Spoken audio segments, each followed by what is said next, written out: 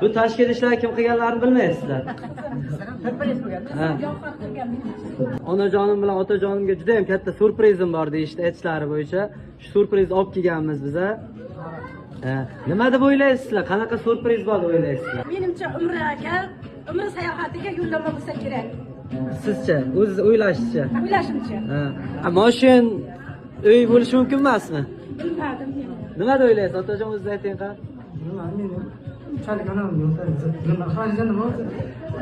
Ko'ringizlar qani nima bor ekan mana ichida? Qanday chalib qo'yamiz avvaliga qani?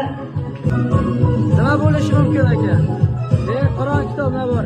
Bularni otajon, onajon Qur'on kitobni olasiz, farzandingizni duo qilasiz. Chet elda yurgan ekan, Xudo xolasa, duolar qilib, ishlariga rivoj berish uchun duo qilib turasizlar. Hali bir sovg'a davom etadi. Onajonimiz sog' qo'ydilar. Qanday sizga bo'ladi onajon? Ulkan onamizga qanday jalamiz davridagi mehmonlar. Yaqinroq kelamiz. Otajon, bu sizga bo'ladi. Oling. Orzularingiz, niyatlaringiz bo'lganmi o'zi? Men hamma umraga borishni orzu niyat qilardim. Necha yildan beri? Ancha yil bo'ldi.